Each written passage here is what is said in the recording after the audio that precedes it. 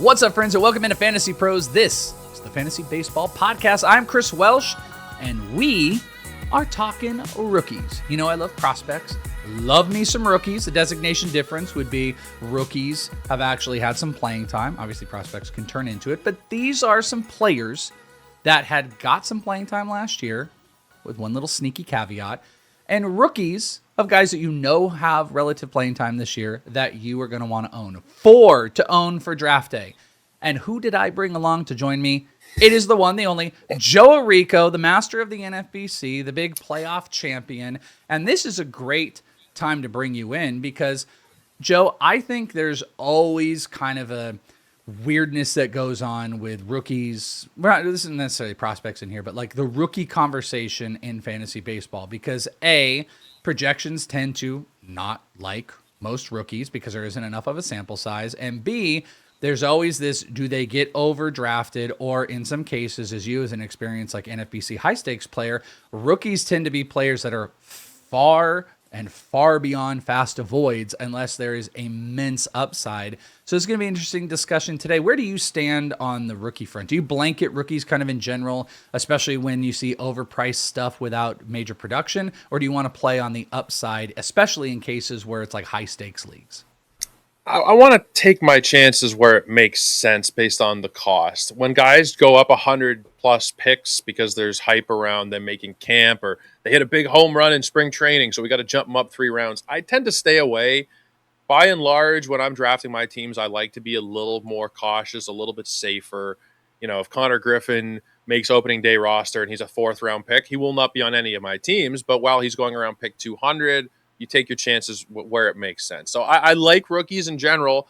You know, you got to hit on a couple of big ones. I won a league last year specifically because I bid enough on Nick Kurtz and he carried me to the championship.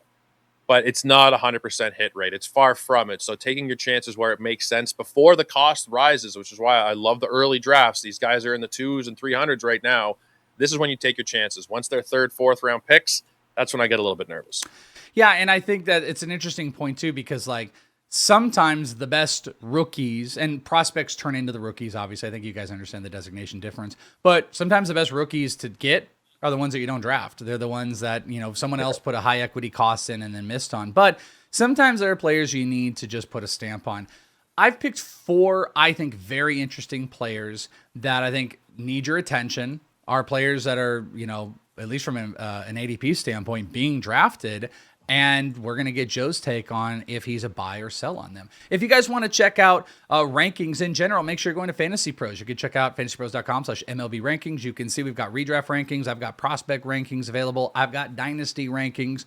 Check out and start all of the draft process with Fantasy Pros. And next thing you know it, draft kit's going to be out there. We've got mock drafts going on. We got all the prep that's happening, whether it's me, it's Orrico, Joe Pisapia, and all the rest of the bunch. Make sure you guys are locked in right here on the YouTube channel because I want to hear about your favorite rookies as well with youtube.com/fantasyprosmlb. All right, first rookie up. Not so rookie-ish, but he does still have that qualification, just barely. One of my favorite players going into this season, but the cost is rising, Nolan McClain.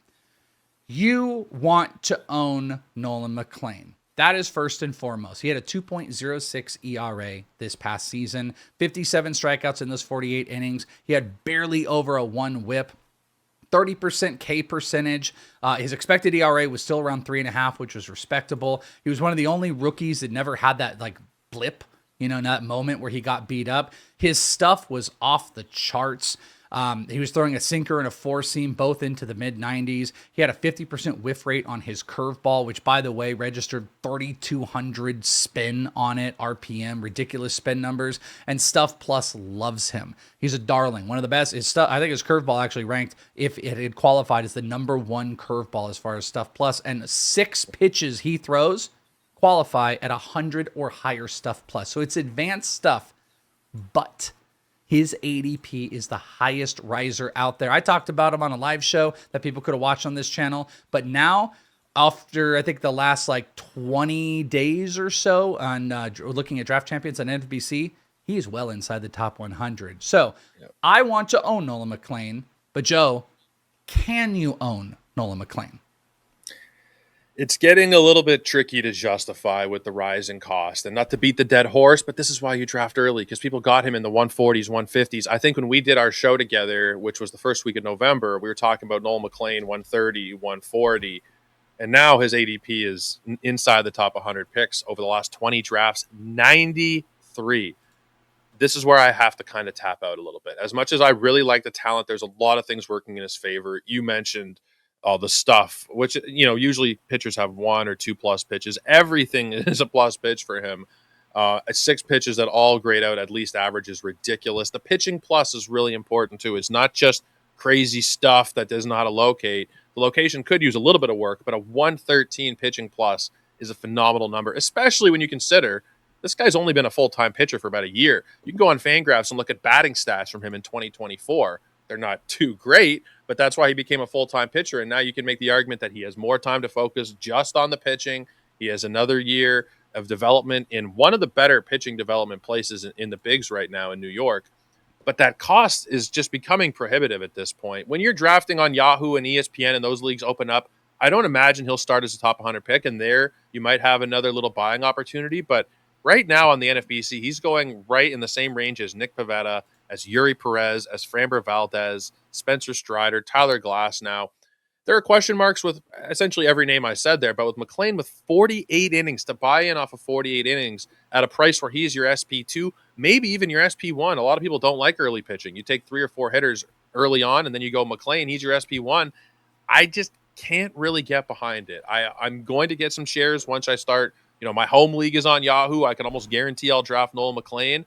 But in the high-stakes leagues right now, his cost is rising. It feels like on a daily basis, and it's gotten to a point where I don't think I can do it anymore. High stakes might be giving us a little bit of a pause. I still think the production is there regardless, but as you guys get to play and focus on a bunch of your other leagues, pay attention to the cost, because I am kind of telling you, regardless of the point, Nolan McClain is a guy, cost be damned, is a player that we're going to want to own. They might look a lot better, but trust me, he's a rookie that you're going to want to own for sure this season and is going to be up for Rookie of the Year. How about another pitcher? How about the guy that we spent the whole year talking about last year in disappointment? He then comes up and was pretty damn good. Bubba Chandler. Bubba Chandler ended up around 30 innings in the major leagues after a very dicey minor league season.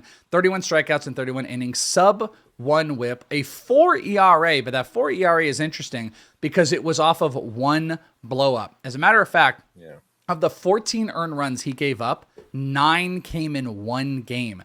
That puts together quite a few very interesting starts. His last 3 starts of the season, he gave up only 2 earned runs.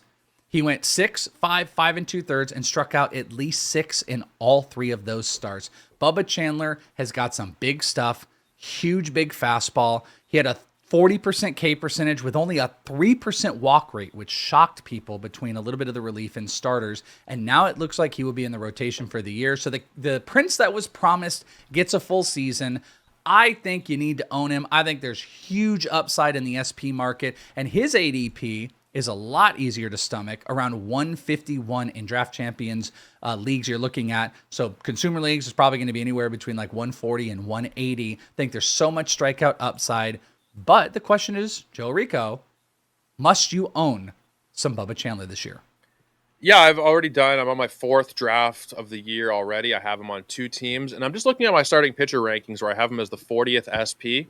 Feels like I'm shortchanging him a little bit there. I'm going to bump him up once we're done recording here. I love Bubba Chandler.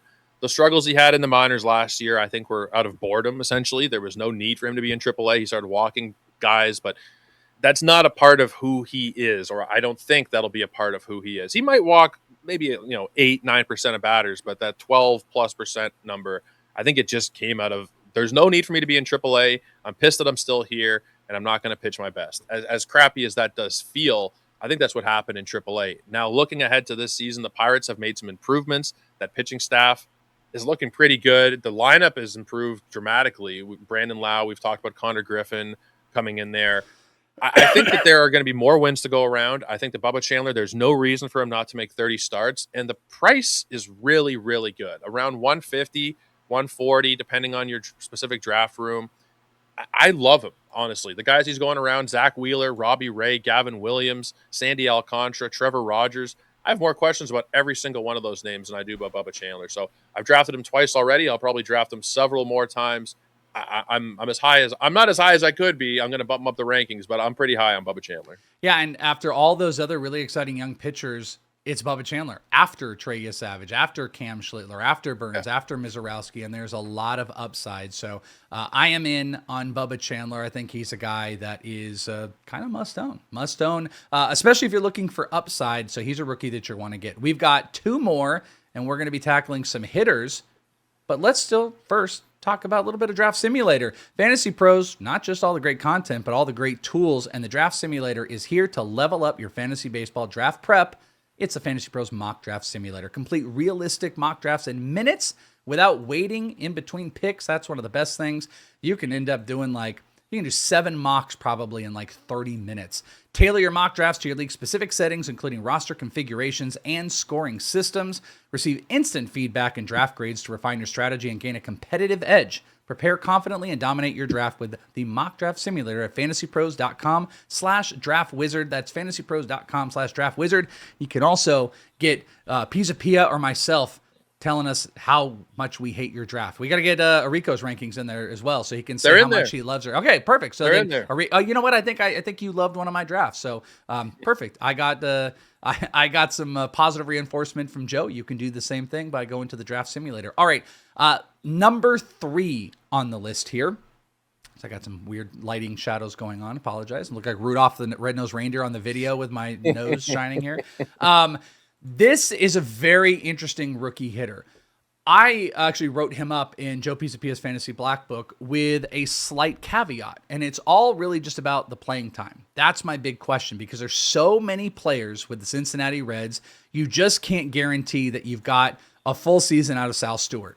But what you do have is a ridiculous profile in a very short sample size. We only saw around 55 at-bats from Sal Stewart this past year. But in those 55, he hit 255 with 5 homers, which is very nice.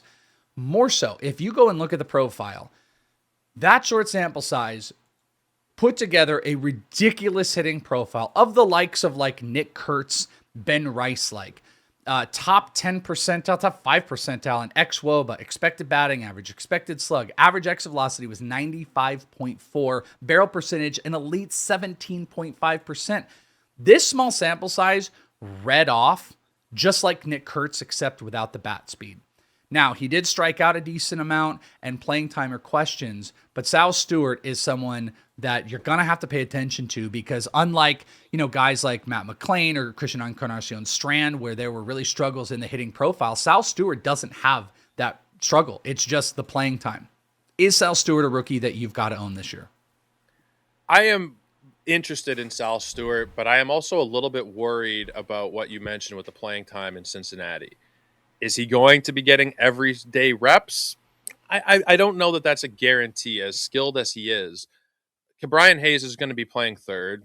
As awful as Cabrian Hayes is offensively, he is the best defensive third baseman in the league.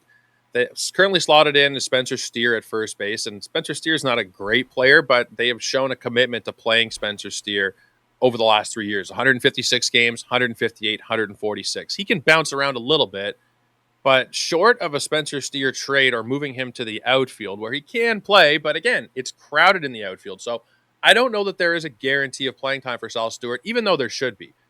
Everything you rhymed off was just phenomenal. And with the power stats, he doesn't have a massive swing and miss problem.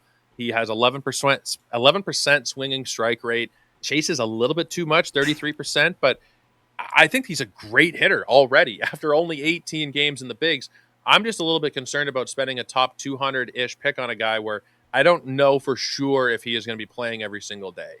That's my only concern, but I think, again, NFBC players are going to push these guys up a little bit more. I don't think in casual leagues, Sal Stewart will even be drafted necessarily. If he's a 210 on the NFBC, you're playing a 12-teamer on Yahoo, that's 230 players get drafted. Sal Stewart as the last pick in the draft, somebody you stash in free agency right after the draft, and then there will be injuries, there could be trades. He might just hit his way into the lineup regardless of where they're putting him on the field. So I feel like he's more of a target for you guys who will be drafting in March on your 1 or 2 teams on Yahoo or ESPN. He'll be a great bargain there where he's not really at this point on the NFBC. And I think that's an important differentiator right there, is that in any of our home leagues and stuff like that, you want to play for upside on your low end bench or players in the last couple picks. And Sal Stewart presents that. His hitting profile is absolutely ridiculous. So if he does crack the roster with a full-time gig, which by the way, he could be the first baseman. Spencer Steer could play super util. You could also have Sal Stewart as a DH. His bat plays, the profile says it, and he's a good guy to take a risk on. Now, the final rookie, I'm cheating because this guy did not play last year, but he will qualify as a rookie, even though he is older than all the rookies. We got to sneak in one of the international signings, but we're going to do it with Kazuma Okamoto, who signed with your Toronto Blue Jays, because the projections are ridiculous on this rookie, Mr. Joe Orrico. His ADP currently, we actually did since he signed on NFBC, is 276. All right, kind of end or maybe not being drafted, but in the same token of like Sal Stewart, where, he's probably not going to be drafted in a lot of spots, look at the projections. 236 from the Bat X with 27 homers, 70 runs, 70 RBIs. This is after hitting 322 in Japan this past year with 15 homers in 77 games.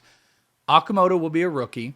He's not kind of quite like a rookie. Whether he's a third baseman or super util, he has a much safer profile than Murakami for a lot of people without the swing and miss issues, some good hard hit numbers. So, is this the rookie that you need to own, not just because he's a Blue Jay? And if I do say so myself, a much better lineup than Murakami is going to be entering into as well in Toronto, who still, I don't know if it's going to be Tucker, Bichette, Bregman. I think they're going to add one more big piece, which should just make this lineup look even more appealing. But Okamoto, I'll address the price first, because I think the market's still kind of figuring itself out with these guys. You never know 100% if they're going to sign or not, and you don't want to draft a guy who's going to go back to playing in Japan or Korea. But Okamoto, the minimum pick on him, the highest he's been drafted is at pick 74. Since he's been signed, we're usually seeing like 120s, 130s, but also some picks in the mid 200s. So the market's still figuring itself out. I think it will probably end up around the 150-ish type of range. That's where I see him landing, and I'm totally fine with it. Third base is a horrible position this year. Awful. I almost like second base better. I don't, but it's close. And if you're getting a guy who is going to be an everyday third base eligible player who might even pick up another position. Toronto, they might put him at first sometimes when Vladdy's DHing. He could pick up first base. Maybe he plays the corner outfield here and there. This could be a guy with 3 or 4 positions at the end of the season who's giving you 25 home runs, who's not hurting your batting average, who's driving in a lot of runs in that lineup. I think that he's a great pick. And before the market fully settles in on he's a top 150 pick, he's a top 200 pick, he's all over the place right now. This is the time to draft him. You can enter into a draft today. If you are drafting in the next week or so, it's a great time for him because nobody really knows where he should be going, and you'll probably get him later than you will in a couple of months. Nolan McClain, Bubba Chandler, Sal Stewart, Kazuma Okamoto, those are 4 rookies that you guys are going to want to own on draft day. Whether it's now or in a couple months, we got to pay attention to the ADPs. These guys are hot, and they've got some big potential returns for you for this season. And make sure you're doing it all this season with us. You can do the draft simulator, get practicing with your drafts, be looking out for all the episodes, be looking out for all the tools as they unlock as this baseball season is right around the corner. And make sure you're joining us in season for leading off Monday through Friday Action Talking Baseball. Myself, Orrico, Pizapia, we're all here for you. That is going to do it. Thank you guys so much for hanging out with us. Make sure you're subscribed on the YouTube, youtube.com/FantasyPros MLB. For Joe Orrico, I'm Chris Welsh. I'll talk to you next time right here on Fantasy Pros.